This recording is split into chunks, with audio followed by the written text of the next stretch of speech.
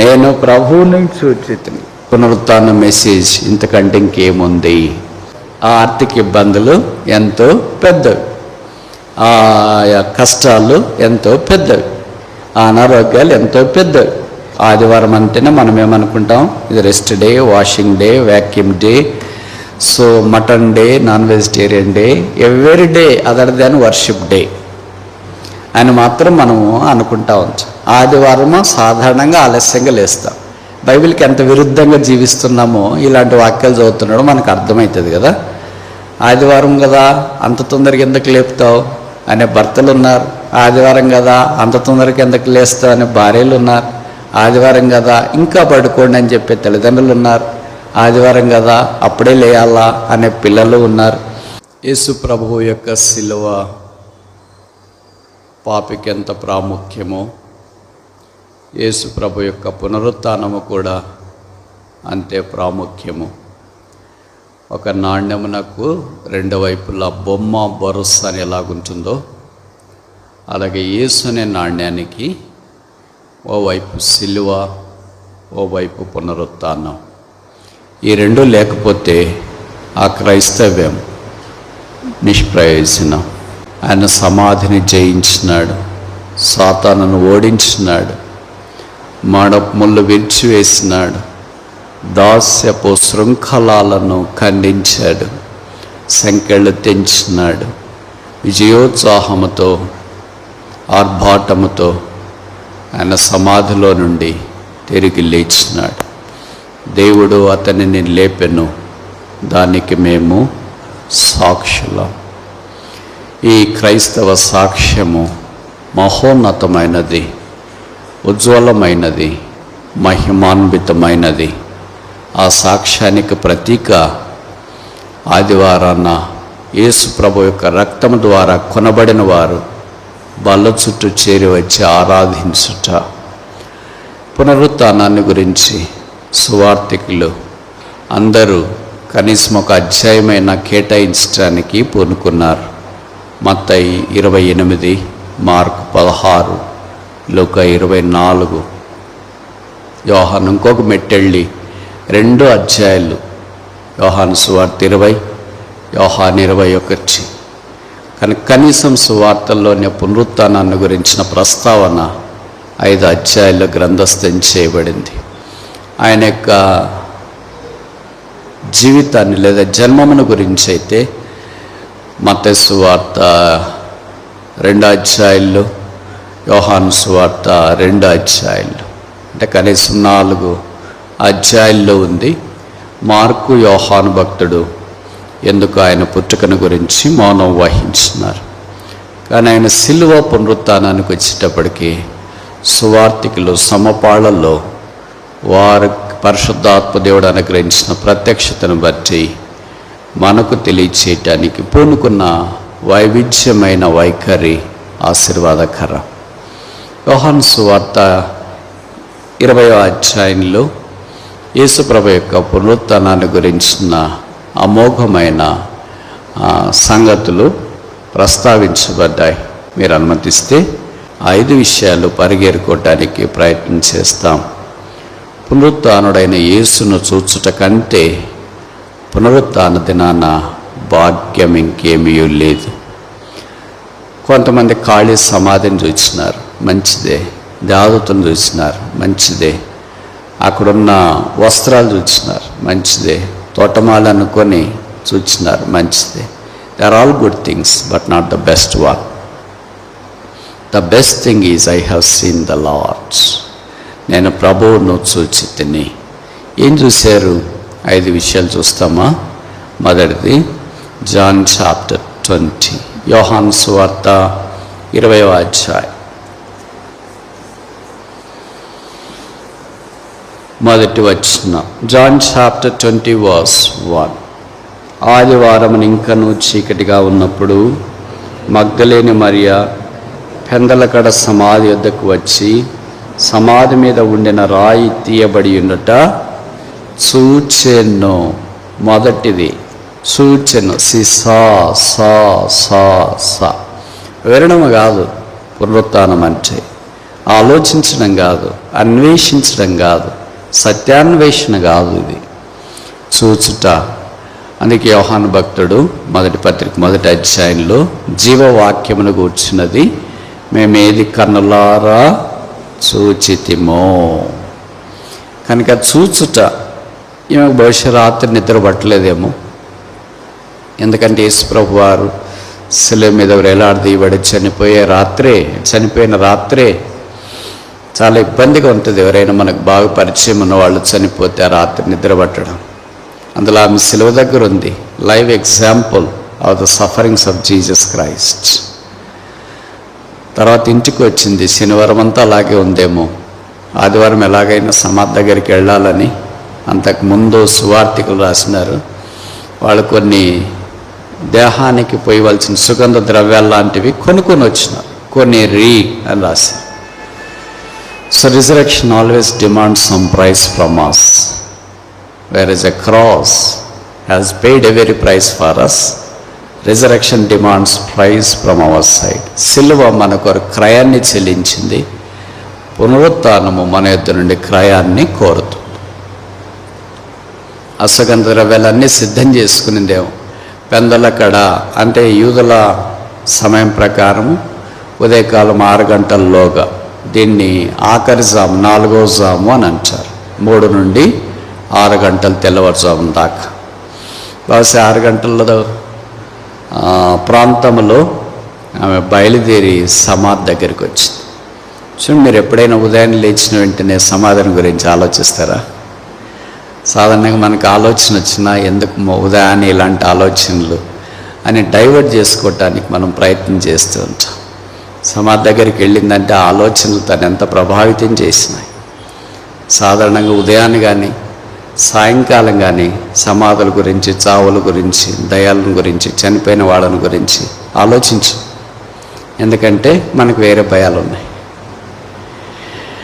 కానీ ఈమె ఉదయాన్నే లేచి సమాధి యొద్దకు పరుగున వెళ్ళినట్లు మనం చూస్తాం.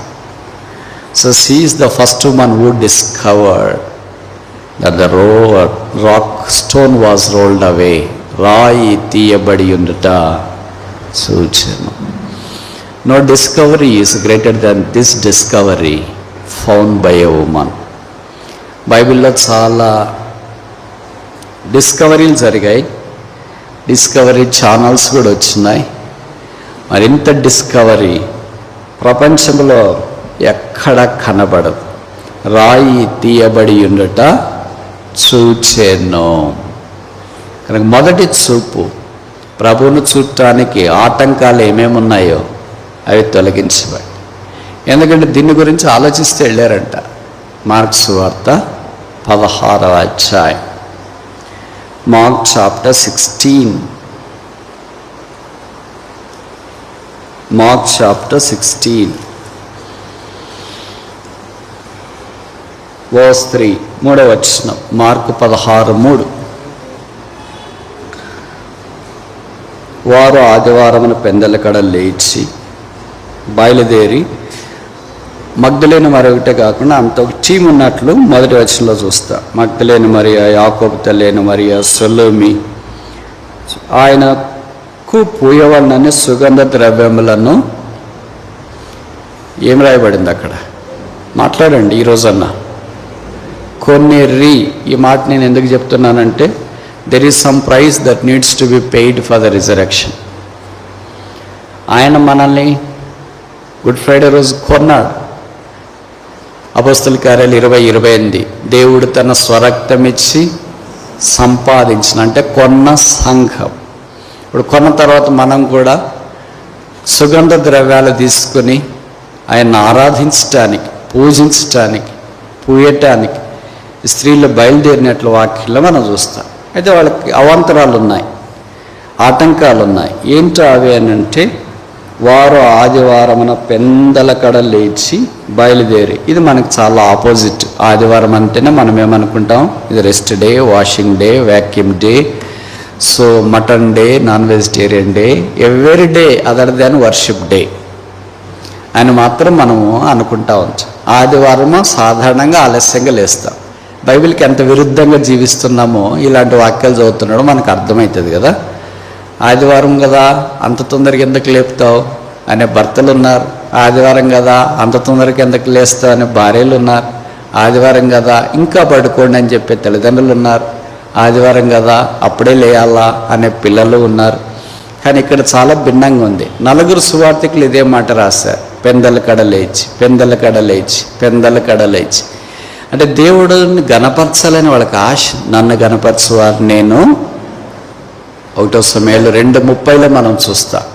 దేవుని గణపరచాలనే ఆశ వారికి ఉంది. అందుకే నిద్ర పట్టదు వాళ్ళకి. అందుకే వాళ్ళకి ఆనందం ఎక్కువైనా దుఃఖమైన ఎక్కువైపోయినా మనకు నిద్ర పట్టదని మనకు బాగా తెలుసు. మనకి ఇంత నిద్ర పడుతుందంటే ఏమని అర్థం? ఈ 2 లేవని అర్థం. ఏ 2 లేవు? ఆనందము లేదు, దుఃఖము లేదు. మరి ఏముంది? నిస్త్రాణ, నీరసం. ఎంత పడుకున్నా నిద్ర తీరదు కదా అని మనం అనుకుంటూ ఉంటాం. ఆనందం ఉన్నప్పుడు బబలింగ్ జాయ్, చెప్పసఖ్యంగా ఆనందం ఉన్నప్పుడు వారు ఉదయాన్నే లేచినారు. వారు స్త్రీలు కదా, పాపము జట్టుగా సమాధి దగ్గరికి బయలుదేరారు. సూర్యోదయం అయినప్పుడు సమాధి యుద్ధకు వచ్చుచుండగా, సూర్యోదయం అయ్యేటప్పటికే వారు డెస్టినేషన్ చేరారు. మనకు సూర్యోదయం అనేది మామూలుగా తెలియదు, ఎక్కడ సూర్యుడు పుడతాడో కూడా తెలియని వాళ్ళు చాలామంది ఇక్కడ కూర్చొని ఉన్నారు. సమాధి ద్వారము నుండి మన కొరకు ఆ రాయి ఎవడు పొర్లించినని ఒకరితో ఒకరు చెప్పుకొనుచుండిరి. వారు కన్నులెత్తి చూడగా రాయి పొర్లించబడి ఉండుట చూచిరి. ఆ రాయి, బైబిల్ చూడండి, ఆ రాయి ఎంత పెద్దది? మనము దొర్లించలేనంత పెద్దది. ఆ సమస్య ఎంతో పెద్దది, ఆ రోగము ఎంతో పెద్దది, ఆ ఆర్థిక ఇబ్బందులు ఎంతో పెద్దవి, ఆ కష్టాలు ఎంతో పెద్దవి, ఆ అనారోగ్యాలు ఎంతో పెద్దవి. కనుక ఎవరు తీసేస్తారు అనుకుని వాళ్ళు వచ్చినారు.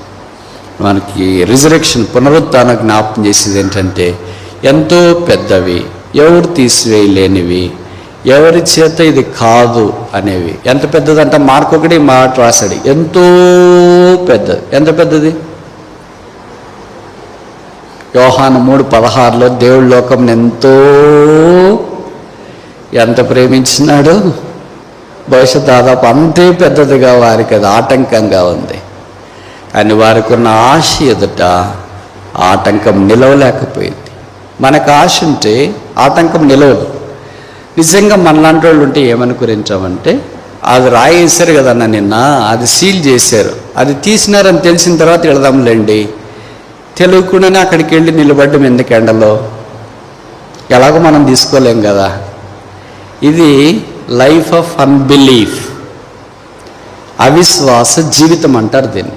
విశ్వాస జీవితం ఏం చేస్తుందంటే, వెళదాం, ప్రభు ఏమైనా తీస్తాడేమో, వెళదాం, ఎవరైనా సహాయపడతారేమో, వెళదాం, ఎవరైనా తీస్తారేమో. ఈ రెండింటికి కాంట్రడిక్షన్లన్నా ఏది నెగ్గుతుంది? మొదటిదే, రెండవది. ఏది నెగ్గుతుంది? మొదటిదే నెగ్గుతుంది. తీసిన తర్వాత వెళదామనే వాళ్ళు ఎక్కువ ఉంటారు. అదే కామన్ సెన్స్ కూడా మనకు చెప్తారు, తీసిన తర్వాత వెళ్ళాలి కానీ ముందే వెళ్ళి ఏం చేస్తావా. వారు వెళ్ళుచుండగా శుద్ధులైరి, కుష్ఠరోగుల గురించి రాయబడి, వీరు వెళ్ళుచుండగా రాయి తీయబడెను. మనం వెళుతూ ఉంటే దేవుడు అద్భుతాలు చేస్తాడు. మనం వెళ్ళకుండా ఆగిపోతే రాళ్ళు అక్కడే నిలబడిపోతాయి. ఇది ఎలాగుంటుందంటే, మీలో చాలామంది ఎంఎన్సి కంపెనీలో పనిచేసే వాళ్ళు ఉన్నారు కదా, పెద్ద గ్లాస్ డోర్స్ ఉన్నాయి. దూరం నుండి చూస్తే ఆ డోర్స్ ఎలాగుంటాయి, తలుపులు ఎలాగుంటాయి? మూసివేసినట్లే ఉంటాయి. అయ్యో మూసేసారు కదా, తీసినప్పుడు వెళదాంలే అని అలాగే వెళ్ళిపోతూ ఉంటే జీవితం అంతా అలాగే ఉంటుంది. ప్రతిరోజు మూసేసే ఉంటారు. మరి అవి తెలుసుకోవాలంటే ఏం చేయాలి? మనం దగ్గరికి వెళ్ళే కొలది ఆ తలుపులు మనం స్కాన్ చేస్తాం. దానిపైన ఒక స్కానర్ పెట్టింటారు, అది మనిషిని స్కాన్ చేస్తారు. ఎవరో వస్తున్నారనే పాపము మనకి ఇబ్బంది లేకుండా ఆ తలుపులే స్లైడ్ అయిపోతూ ఉంటాయి. ఆ స్కాన్లోనికి మనం వెళ్ళేంత దాకా అవి అలాగే ఉంటాయి. ఫారిన్లో ట్రాఫిక్ సిగ్నల్స్ కూడా అలాగే ఉంటాయి. ట్రాఫిక్ సిగ్నల్ పడిపోయింది, రెడ్ పడిపోయిందని మనం దూరంగా ఉన్నాం అనుకో, రెడ్డే ఉంటుంది ఎంతసేపు అయినా, ఇంకా అది మారదు. మనం కరెక్ట్గా జీబ్రా మార్కింగ్ దగ్గరకు వచ్చి నిలబడితే అక్కడ నుండి స్కాన్ చేసి ఏం చేస్తుందంటే ఏదో వెహికల్ వచ్చిందని వేరే వాళ్ళకి వేరే సైడ్ రెడ్ పెట్టి మనకు గ్రీన్ ఇస్తుంది. అప్పుడు మనం వెళ్ళటానికి అవకాశం ఉంటుంది. ఈ వైపు మనుషులు ఎవరు రాకపోతే రెడ్ కనిపిస్తూనే ఉంటుంది. ఇంకా ఆటోమేటిక్ స్కానర్ ఏ వైపు మనుషులు వస్తున్నారో ఆ వైపు గ్రీన్ ఇచ్చి, ఏ వైపు మనుషులు రావట్లేదో ఆ వైపు రెడ్ క్రియేట్ చేస్తుంది. ఇది ఫారిన్లో ఉండే సిగ్నల్స్. అలాగే విశ్వాసంలో మనం ముందుకు సాగి వెళుతున్నప్పుడు పునరుత్థానుడైన యేసు ఏం చేస్తున్నాడంటే మన ఆటంకాలన్నీ తీసివేస్తాడు. ఆ రాయి ఎంతో పెద్దది. మనకు ఆశ ఉండాలి, ఆ ప్రభువుని చూడాలా. ఈ ఆదివారం ప్రభు మందిరానికి వెళ్ళాలా అనే ఆశ ఉంటే ప్రభు ఆటంకాలు తీసేస్తాడు. ఇన్ని ఆటంకాలు ఉన్నాయి, ఏం వెళ్తాంలే. ఆటంకాలన్నీ తొలగిన తర్వాత బతికుంటే చూస్తాంలే అంటే జీవితం అంతా అవే ఉంటాయి. చాలామంది ఇలాగే అనుకుంటారు నాకు తెలుసు. ఎందుకంటే మీకు చాలా తెలివి కదా సిటీ వాళ్ళంటే. ఎక్కువ లాజిక్ ఉంటుంది. Not lord centred people, logic centred people. ఎక్కువ రీజనింగ్ ఉంటుంది. Reasoning centred people, not redeemer centred people. కనుక రీజనింగ్ని బట్టే ఇటు చేస్తే ఎట్లా, అటు చేస్తే ఎట్లా, ఇప్పుడు పోతే ఎట్లా, అప్పుడు పోతే అది కాదు జీవితం. అంటే ప్రతిసారి అలాగే వెళ్ళాలని కాదు. వీరు వెళ్ళొచ్చుండగా రాయి తీసివేయబడింది. కనుక మన ప్రభువుని చూడాలంటే కొన్ని ఆటంకాలు ఉంటాయి, అవన్నీ తొలగించబడతాయి. రాయి తీసివేయబడి ఉండట వారు చూచిరి. ఆ రాయి ఎంతో పెద్దది. ఈ 3-4 సిస్టర్స్ కానీ, ఆయన దగ్గర ఉన్న 11 మంది శిష్యులు కానీ, చుట్టుపక్కల వచ్చిన వాళ్ళు కానీ తీసేయలేడు దాన్ని. అది రోమా సైనికులు వేసిన రాయి. దానికి సీల్ కూడా వాళ్ళు వేసారు. ఎవరు తీసేస్తారు? తీసేస్తే ప్రాసిక్యూట్ చేస్తారు. కానీ దేవుడు అవన్నిటిని తీసేసినాడు. మనమైతే ఏం చేస్తాం? అమ్మో, గవర్నమెంట్ వేసిన సీల్ తీసేసి ఇంకేమైనా ఉందా అని అనుకుంటా. దేవుడు చేస్తే ఎవ్రీథింగ్ ఆల్ స్మాష్డ్, స్కాటర్. దేవుడు తీసివేశాడు. కనుక రాయి దొర్లించబడింట వారు చూచిరి. రెండోది చూస్తామా? జాన్ చాప్టర్ 20, యోహాను సువార్త 20వ అధ్యాయం వర్స్ 5, 5వ వచనం. యోహాను 20:5. 4 చోత వారిద్దరూ కూడి పరిగెత్తుచుండగా ఆ శిష్యుడు పేతురు కంటే త్వరగా పరిగెత్తి ముందుగా సమాధి వద్దకు వచ్చి వంగి నారబట్టలు పడియుండుట చూచెను. మొదటిది ఏం చూశారు? రాయి తీయబడి ఉండుట చూచెను. ఇది స్త్రీ చూసి. ఇక్కడ 5వ వచనంలో నారబట్టలు పడి ఉండుట చూచెను గాని అతడు సమాధిలోనికి ప్రవేశింపలేదు. వీళ్ళిద్దరు శిష్యులు, పేతురు, యోహాను. పేతురు యోహాను కంటే వయసు కొద్దిగా పెద్ద, యోహాను కొద్దిగా వయసు చిన్న. కానీ కుర్రోళ్ళు కనుక వేగంగా పరిగెత్తారు. పేతురు కంటే ముందుగా పరిగెత్తాడు. ఆయన పేరు రాసుకోలేదంటే ఆయన పేరు యోహాన్ అని అర్థం. పేరు రాసాడంటే ఇంక వాళ్ళ పేర్లు రాసింటారని. మనం మామూలుగా మన పేరు రాసి వేరే వాళ్ళ పేరు ఎగరగొడతాం. మనదంతా ఆపోజిట్ కదా బైబిల్కి. బైబిల్ అలా కాదు. యోహాను భక్తులు ఆయన పేరు మాత్రం రాసుకోడు. వేరే వాళ్ళ పేర్లు రాయడం అంటే ఆయనకి చాలా ఇష్టం. అందుకే పేతురు పేరు రాశాడు, ఆయన పేరు రాసుకోలేదు. సరే, ఇప్పుడు జరిగింది ఏంటంటే పేతురు కంటే ముందు ఆయన పరిగెత్తి వెళ్ళాడు. సమాధులకు వంగి చూచి నార బట్టలు పడి ఉండుట చూచి. ఇవే జ్ఞాపం చేస్తున్నా అంటే ప్రభువు లేచినాడు. నారబట్టలు ఒకటి చూస్తే నారబట్టల్లో చుట్టబడి ఉన్న యేసు దేహము వారికి కనబడలేదు, ఎందుకంటే ఆయన అక్కడ లేడు. Traces of the resurrected Christ are seen in the sepulchre. ఆ సమాధిలో యేసు ప్రభు పునరుత్థానుడై తిరిగి లేచాడన్న శేషాలు, అవశేషాలు అక్కడ కనపడుతూ వచ్చిన. కొన్నిసార్లు మనకు కూడా ప్రభు కొన్ని ఆనవాళ్ళు కనపరుస్తాడు. అందుకే ఆయన పుట్టినప్పుడు లూకా సువార్త 2వ అధ్యాయంలో గొర్రెల కాపర్లకు తెలుపబడిన వర్తమానం ఇదే. ఇదిగో ప్రజలందరికీ కలుగుబో మహా సంతోషకరమైన సువర్తమానం నేను మీకు తెలియజేయించున్నాను. దావీదు పట్టణం అందు నేర రక్షకుడు మీ కొరకు పుట్టినాడు, ఈయన ప్రభు అయిన క్రీస్తు. దానికి ఇది మీకు ఆనవాళ్ళు, సూచన ఏంటది? ఒక శిశువు పొత్తిగుడ్డలతో చుట్టబడి పశువుల తొట్టులో పరుండబెట్టబడి ఉండటం మీరు చూచేదారు. Christmas starts with looking and resurrection starts with looking. Christmas చూడడంతో ఆరంభమవుతుంది, పునరుత్థానం కూడా చూడడంతో ఆరంభమవుతుంది. మరి కళ్ళలేనోళ్ళ పరిస్థితి ఏంటి? కళ్ళున్నోళ్ళ పరిస్థితి ఏంటి? ఇది బాహ్య కళ్ళతో చూసేది కాదు, కానీ విశ్వాసపు నేత్రాలతో చూచే ఆనందభరితమైన దృశ్యము. ఇది ప్రపంచంలో మొదటిసారే. Nobody has ever seen the open sepulchre other than these people. ఎవరైనా ఖాళీ సమాధి చూసిన వాళ్ళు ఉంటే చెప్పండి. కట్టిన సమాధి చూసిన వాళ్ళు చాలామంది ఉన్నారు. సమాధుల దగ్గర ఫోటోలు తీసుకునే వాళ్ళు చాలామంది ఉన్నారు. తాజ్ మహల్ మీకు తెలుసు కదా. అలాంటి దగ్గర ఫోటోలు తీసుకునే వాళ్ళు అక్కడికి వెళ్ళి రకరకాలుగా సంతోషించి మ్యాగ్నిఫిషెంట్, మ్యాగ్నానిమస్, మ్యాచ్లెస్ అనే పొగిడే వాళ్ళు చాలామంది ఉన్నారు. అయితే సమాధి ఖాళీగా చేయబడింది, చూడలేదు.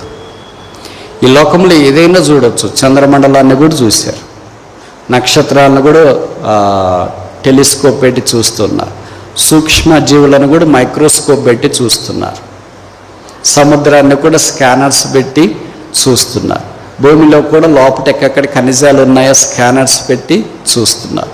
ముందు ఎవరున్నారో చూస్తున్నారు, వెనకెవరున్నారో చూస్తున్నారు. కానీ ఒకటే ఒకటి చూడలేని స్థలం సమాధి. దాన్ని వీళ్ళు చూచినారు. సమాధిని, ఖాళీ సమాధిని వారు చూచి నార బట్టలు పడి ఉండట చూచారు. మూడోది చూస్తాను, 12వ వచనం 20వ అధ్యాయం, జాన్ చాప్టర్ 20 verse 12. యోహాను 20:12.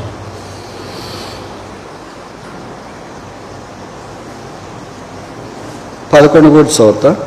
అయితే మరియ సమాధి బయట నిలిచి ఏడ్చుచుండెను.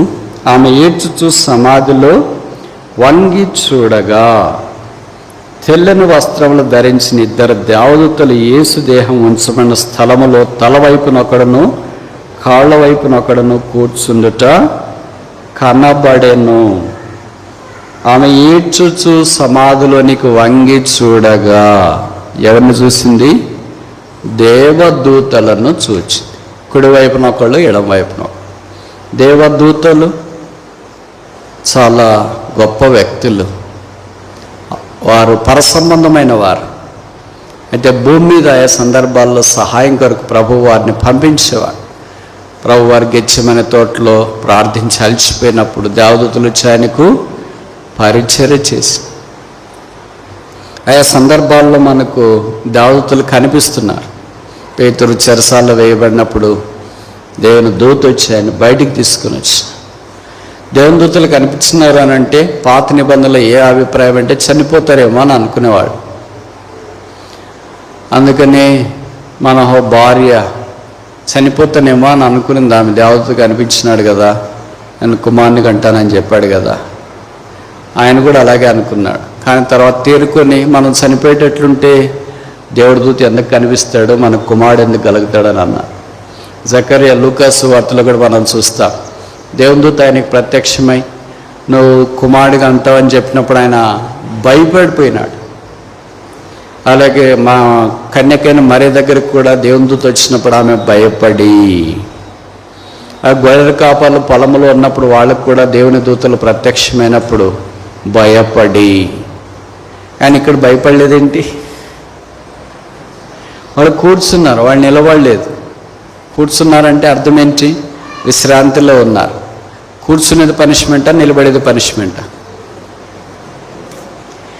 క్లాసులో నిలబడితే పనిష్మెంటా, కూర్చోబెడితే పనిష్మెంటా? ఇప్పుడు పనిష్మెంట్ ఎవరు, నేనా మీరా?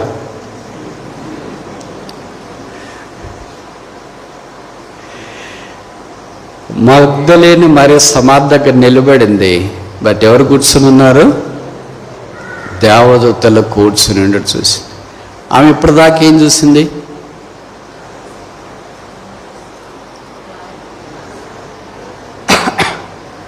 మీకు తెలుగు అర్థం కాదనుకుంటా కదా, అంత ఇంగ్లీష్ మీడియమే. అమ్మా వెరీ గుడ్, ఇంకా చాలా బాగా చెప్తాను. మీరు అంత డీప్గా నేను చెప్పలేను, కానీ నేను మామూలు కేజీ స్టాండర్డ్లో చెప్తాను. ఆమె ఇంతకు ముందు 7 దయ్యాలు పట్టి పీడించబడుతూ దయ్యాలను చూసింది. ఇప్పుడు ఎవరిని చూస్తుంది? ఎందుకు భయపడలేదు?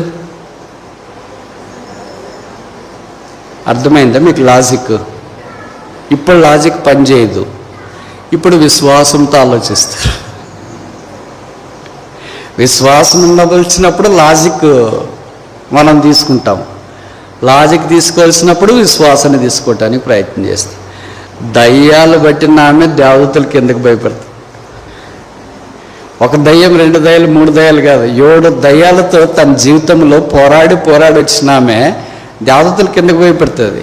వీళ్ళంతా ఎందుకు భయపడ్డారు? కన్యకైన మరియా, జకరియా, తర్వాత మనోబా, వీళ్ళంతా ఎందుకు భయపడ్డారంటే వాళ్ళకి దయ్యాలంటే తెలియట్లేదు. అందుకే దేవతను చూస్తే చచ్చిపోతామని వాళ్ళు భయపడ్డారు.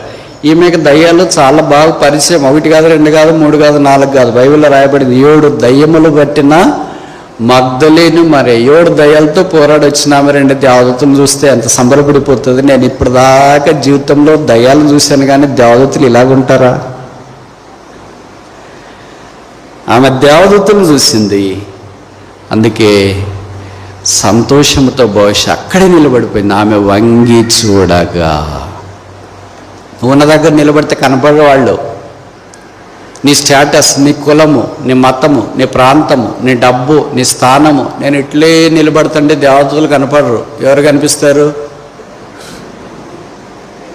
కనుక ఏం చేయాలా?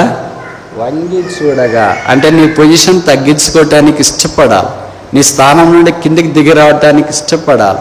నీ ఉద్యోగం, నీ బ్యాక్గ్రౌండ్, నీ foreground, left ground, right ground, under ground, foreground, ఇంకా అన్ని గ్రౌండ్లన్నీ తగ్గించుకొని ఒకే ఒక గ్రౌండ్కి రావాల. రిజరెక్టెడ్ గ్రౌండ్, పునరుత్థాన భూమి. తర్వాత చూస్తాము యోహాను సువార్త 20వ అధ్యాయం 14వ వచనం. John chapter 20 verse 14. ఆమె ఈ మాట చెప్పి వెనుక తట్టు తిరిగి యేసు నిలిచినట చూచిన గాని ఆయన యేసుని గుర్తుపట్టలేదు. యేసును చూచింది కానీ ఆమె రాంగ్ ఐడెంటిఫికేషన్. ఏమనుకుంది? ఆయన్ని తోటమాలి అని అనుకుంది. మనం తోటమాలి ఏమనుకుంటాము? యేసు అని అనుకుంటాం. యేసుని ఏమనుకుంటాము? తోటమాలి అని అనుకుంటాం. దేవుడిని ఏమనుకుంటాము? దయ్యము అని అనుకుంటాం. దయ్యాలని ఏమనుకుంటాము? ఇది నేను చెప్పేది కాదు, బైబిల్లో రాయబడిన మాట. యేసు ప్రభు వారు శిష్యులను సముద్రం మీద వెళ్ళండి అవతల ఒడ్డుకని పంపిస్తే వాళ్ళు వెళుతూ ఉన్నారు. కొద్ది దూరం వెళ్ళిన తర్వాత రాత్రి కదా, వారికి తుఫాన్ ఎదురైంది. యేసు వారిని చూచి వారిని అవతల ఒడ్డుకు నడిపించడానికి సముద్రం మీద నడుస్తూ వెళ్ళాడు. వారి శిష్యులు ఆయనను చూచి ఏమనుకున్నారు? దయ్యం అనుకున్నారు. ఎవరిని దయ్యం అనుకున్నారు? దేవుణ్ణి దయ్యం అనుకున్నారు. ఇది ఎలాగా క్రియేట్ అయింది పిక్చర్? రాత్రి తుఫాను. కనుక మన కష్టాలు ఉన్నప్పుడు దేవుడు ఎలా కనిపిస్తాడు? చెప్పరేంటి? ఇది నేను చెప్పే మాటలుగా చాలామంది చెప్తాడు, I don't want this God, I don't want మందిరం, I don't want fellowship, I don't want anything, I want only hell. You are already in hell. Why do you want hell again? మనకి కష్టాలు ఉన్నప్పుడు ఈ భర్త వద్దు, ఈ భార్య వద్దు, ఈ అక్క వద్దు, ఈ చెల్లి వద్దు, ఈ కుటుంబం వద్దు, ఈ సంసారం వద్దు, హైదరాబాద్ సిటీ వద్దు, కల్చర్ వద్దు, ఏమొద్దు. I want death. మరణం కావాలా? ఉండేదే మరణం, మళ్ళీ కావాల్సిందేంటి? ఆయనలో ఏ పొరపాటు లేదు, గమనాగమనమైన ఛాయ్ కూడా ఆయన లేదు. ఆయన సముద్రం మీద నడిచిన దేవుడే, ధోనిలో నడిచిన దేవుడే, సమాజ మందిరంలో నడిచిన దేవుడే, దేవాలయంలో నడిచిన దేవుడే, కొండ మీద నడిచిన దేవుడే. ఆయన ఎక్కడున్నా కూడా ఈజ్ గాడ్. కనుక మనకున్న భ్రమ చేత, మనకున్న కష్టాల చేత, మనకున్న రాంగ్ ఐడెంటిటీ చేత పచ్చగా ఉండే కళ్ళకి అందరు పచ్చగానే కనిపిస్తారంటారు కదా, కామర్లు వచ్చిన వాళ్ళకి అందరూ అలాగే కనిపిస్తారు అన్నట్లుగా వాళ్ళు బహుశా ఆ ఇల్యూషన్లో ఉన్నారనుకుంటా. ఆ ఇల్యూషన్ బట్టి వారికి ప్రభు ఎలా కనిపించినాడు? భూతం అనుకొని కేకలేసిరి. అప్పుడు ప్రభు అన్నాడు, దేవుణ్ణే భూతం అనుకుంటే మనమంటే ఏమనంటే 3.5 సంవత్సరాలు నాతో తిరిగారు, కొద్దిగా కూడా నన్ను ఐడెంటిఫై చేయలేకపోతున్నారు. ఏంటో మీరు ఇంత మరీ చెడిపోయారా అని అనుకుంటాం. ప్రభు అన్నాడు, ఇట్స్ ఐ, నేనే నేనే నేనే. కనుక వారి దగ్గరికి వచ్చి మాట్లాడినట్లు మనం చూస్తాం. కనుక ఇక్కడ కూడా మిస్ ఐడెంటిఫికేషన్. ఆమె ఆయన్ను సరిగా గుర్తుపట్టలేదు. యేసును చూచాను కానీ గుర్తుపట్టలేదు. మనం కూడా చాలాసార్లు చూస్తుంటాం, వింటుంటాం, కానీ ప్రభు అని మనకు తెలియదు. తోటమేళ అని అనుకుంటాం, బోధకుడు అనుకుంటాం, సేవకుడు అనుకుంటాం, కాపరు అనుకుంటాం, పరిచయస్తులు అనుకుంటాం, తోటి విశ్వాసులు అనుకుంటాం. బట్ ఈజ్ లార్డ్, ఆయన ప్రభు. 5వ దాకా చూస్తామా? యోహాను సువార్త 20వ అధ్యాయం 18వ వచనం. John chapter 20 verse 18. మగ్దలేను మరియ వచ్చి, నేను ప్రభువును చూచితిని, ఆయన నాతో ఈ మాటలు చెప్పినని శిష్యులకు. ప్రభువుని చూడటానికి ఎన్ని దశల గుండా వెళ్ళాలి చూడండి, ఎన్ని స్టేజెస్ని గుండా వెళ్ళాలి. I have seen the lord, నేను ప్రభువుని చూచితిని. పునరుత్థాన మెసేజ్ ఇంతకంటే ఇంకేముంది? ఖాళీ సమాధి చూడడం మంచిదే, తెరవబడిన సమాధి చూడడం మంచిదే, రాయి దొర్లించబడ్డం చూడడం మంచిదే, దేవదూతలు తలవైపున ఒకళ్ళు కాళ్ళ వైపు ఒకరిన వాళ్ళు కూర్చుని చూడడం మంచిదే, తోటమాల అనుకొని చూడడం మంచిదే. వీటన్నిటికంటే శ్రేష్టం ఏంటంటే I have seen the lord, నేను ప్రభువును చూస్తేనే ఏం చేస్తాం? ప్రకటన గ్రంథం 1వ అధ్యాయం, ప్రకటన గ్రంథం 1వ అధ్యాయం 18,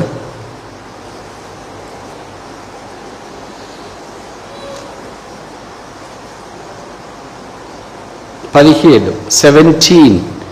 Revelation chapter 1 verse 17. నేనాయనను చూడగానే చచ్చిన వాని వలె ఆయన పాదముల యొద్ద పడితిని. చూస్తేనే ఏమైతాం? ఆరాధన. Fell down. మత్తయి సువార్త 2వ అధ్యాయం 10-11. వారు ఆ నక్షత్రమును చూచి అత్యానందభరితులై ఇంటిలోనికి వెళ్ళి ఆ శిశువును చూచి ఆయన ఎదుట సాగిలపడరి. They fell down. Christmas demands worship, resurrection demands worship. దేవుని చూసిన వెంటనే ప్రకటన గ్రంథంలో చెప్పబడింది, దేవునికి నమస్కారం చేసి వారు సాగిలపడినారు. కానీ ప్రకటన గ్రంథం అంతా దేవుని సాగిలపడట అన్నా, మ్రొక్కుట అన్నా, ఆరాధించుట అన్నా, పూజించుట అన్నా. తెలుగు బైబిల్ ఈ సంపద ఎక్కువ ఉంది, 4-5 పదాలు ఎక్కువ వాడారు. ఇంగ్లీష్ బైబిల్లో వీటన్నిటికి కలిసి పద సంపద ఒక్కటే ఉంది, దాన్నే వర్షిప్ అట. కనుక తెలుగు బైబిల్ ఈ పదాలన్నీ మనకు వచ్చేటప్పటికి పర్యాయ పదాలుగా ఆ సందర్భాల్లో వాడబడుతూ వచ్చింది. మగ్దలేని మరేకైతే 7 దయ్యాలు విడగొట్టిన ప్రభువు వారిని చూచిన వెంటనే ఆమె ఆనందానికి అవధులు లేవు. పునరుత్థానుడైన యేసును ఆరాధించిన. మన పాపముల కొరకై యేసు ప్రభు వారు శిలువ మీదకి వెళ్ళి రక్తము కార్చి చనిపోయి సమాధి చేయబడి సమాధిలోనే ఉంటుంది, నన్ను మనం రాలేము. ఆయన తిరిగి లేచినాడు, పునరుత్థానుడయ్యాడు, ములను విడిచివేసినాడు, సమాధిని ఖాళీ చేసినాడు. వదిన మన సమాధులు కూడా ఖాళీగా అయిపోతాయి. వదిన ఖాళీ సమాధులు చూస్తాం. ఖాళీ సమాధులన్నీ ఓ ఊర్లో చూస్తుంటే ఎంత ఆశ్చర్యం కలుగుతుంది చూడండి. అలాగొక రాష్ట్రంలో, దేశంలో, ప్రపంచం అంతట్లో all the Christian tombs are the tombs of the people who trusted Christ will be one day opened. యేసునందు విశ్వాసం ఉంచిన వారి సమాధులు ఒక దినాన తెరవబడినప్పుడు యేసు ప్రభు అన్నాడు, పునరుత్థానమును జీవమును నేనే. I am the resurrection.